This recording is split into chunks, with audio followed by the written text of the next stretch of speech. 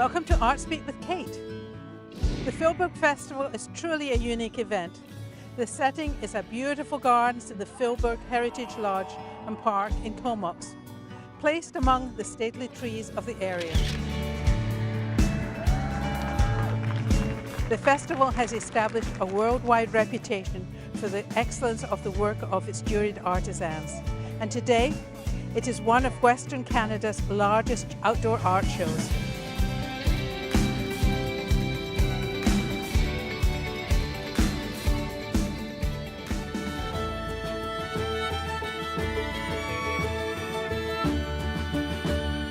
What a fabulous venue with many artists from all over Canada, all together in one place having a fabulous weekend.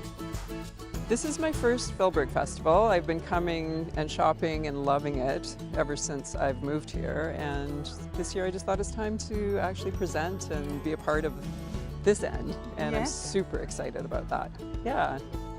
Tell us about your art. What are your favorite pieces? Well, my most challenging work is the abstract work.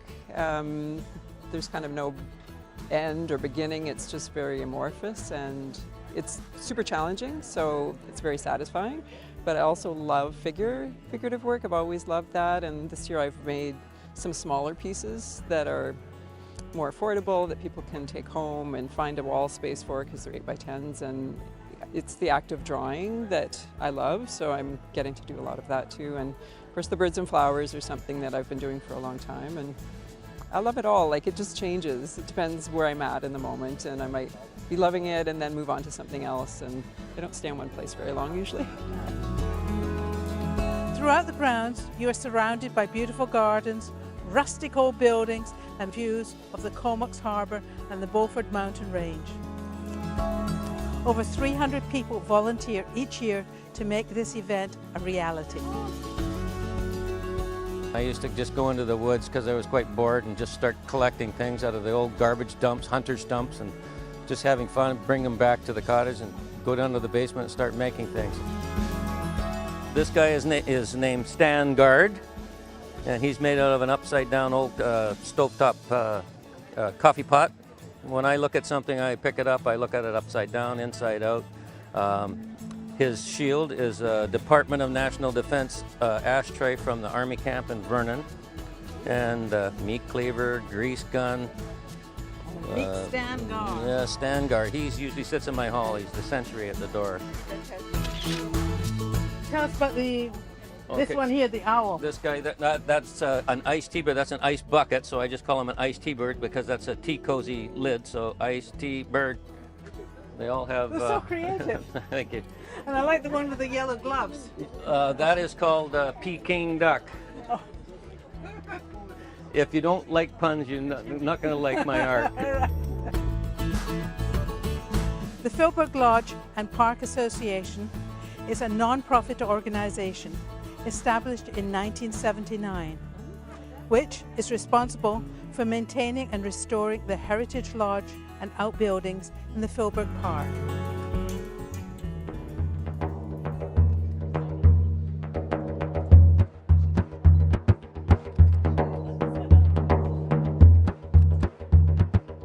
So do you make all these drums? Yeah.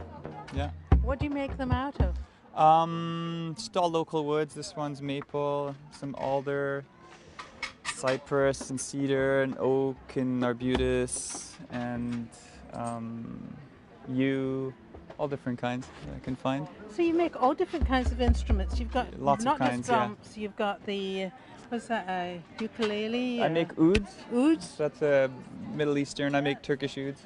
And some banjo ukuleles, some tumbis. It's an Indian folk instrument. About 10 or 11 different kinds of drum from all over the world, yeah.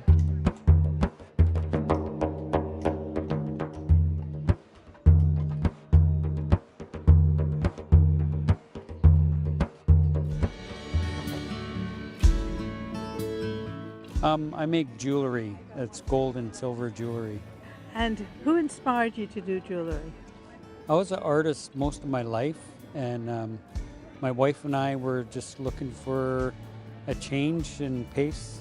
So we moved and left our stressful jobs and opened up our own gallery. And I went back to school. My wife went back to school, and we are where we are now because it's a more relaxing lifestyle. And what inspires you? Is it the metal, or is it the images, the First Nations images?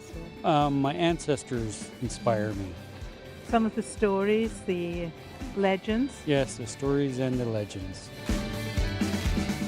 One step for man, he's an astronaut, Canadian astronaut. I made it with Chris Hadfield in mind.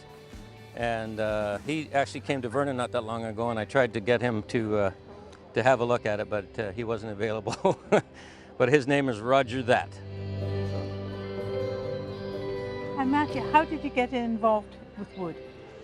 With wood? Well, it's been a long journey with wood. Just started out being a carpenter pretty much my whole life, and then got to work in Whistler on some really fancy houses and started developing a love for beautiful wood, and then moved to the West Coast and just fell in love with wood and just trying to expose the beauty of wood through what I do.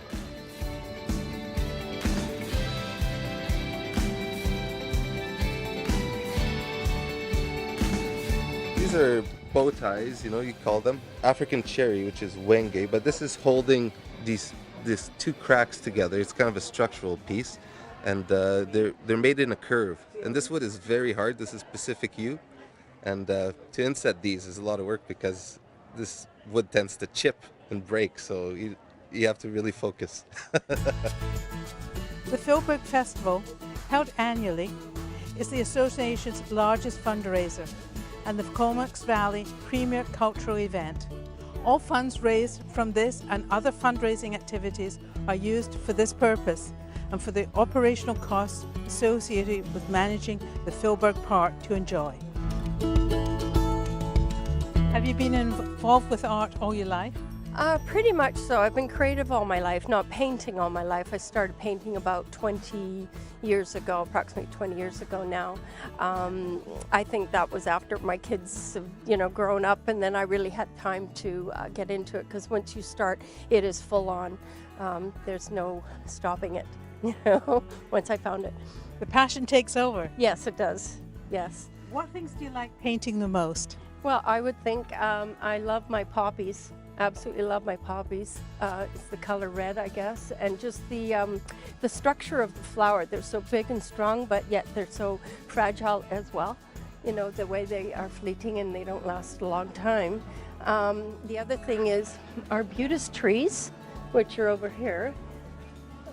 Absolutely, the beautiful arbutus trees growing out of the cracks and crevices of rocks and leaning towards the ocean is what just really appeals to me. And they only grow, so far inland, and they're very special trees to me.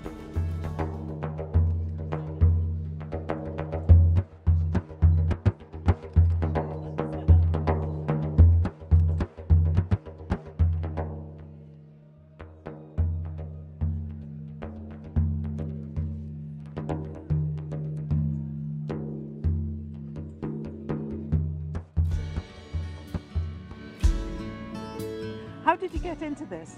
Well, I love recycling, I love reusing, and I use a lot of inner tubes because I'm a cyclist, and then the seat belts came into play. And tell us, what are those spiky things? Oh, so you have some bike valves. So this here is my urchin, it's my mascot. So it's the inner tube, and it's got the Presta valves. It's a sculpture. Yeah, well, I'm Urchin Bag, so this is my sort of mascot. Oh, Yeah. right. So I have a few of them, they all have their own names. This one is Stanley Urchin. Stanley Urchin. And what's the love part? Oh, so it's the pillow. This is made for Valentine's. And Yeah. actually, it's already sold. It was my first sale, but she's going to come back and get it. Yeah. Great. Well, that's Iron Man. His eyes light up and his hands light up like Iron Man do, and his chest lights up a little bit too. A lot of my pieces are interactive that way. Steel wool, here we go again. We're going to try this again.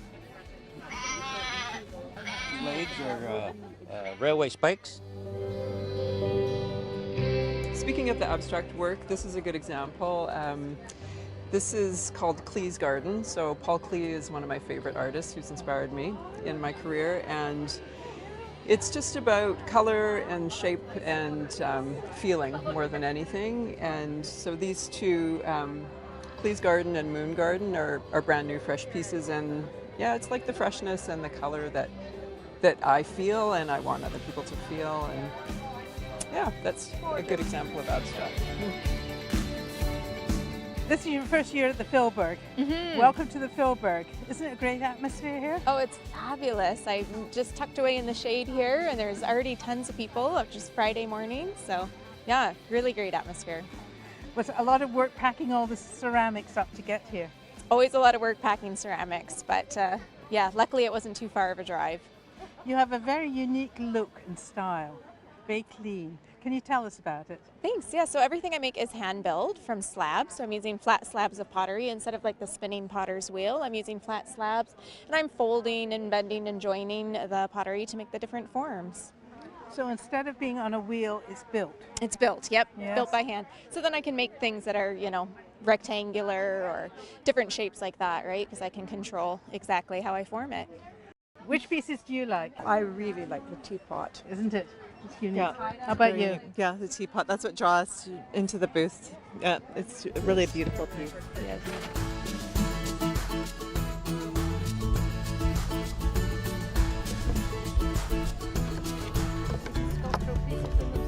Well, I didn't do this all this morning. I brought this. I had the body done, so now I just started the wings this morning. Should be done by the day. Yeah, the wood always talks to me. You gotta listen to the wood. Yeah. And lots and lots of It always tells you where it wants to go. I'm planning on doing a raccoon. I'd love to do like a nice big owl on a perch. I've got some beautiful perches that I want to utilize. Honestly, you just gotta listen to the wood though.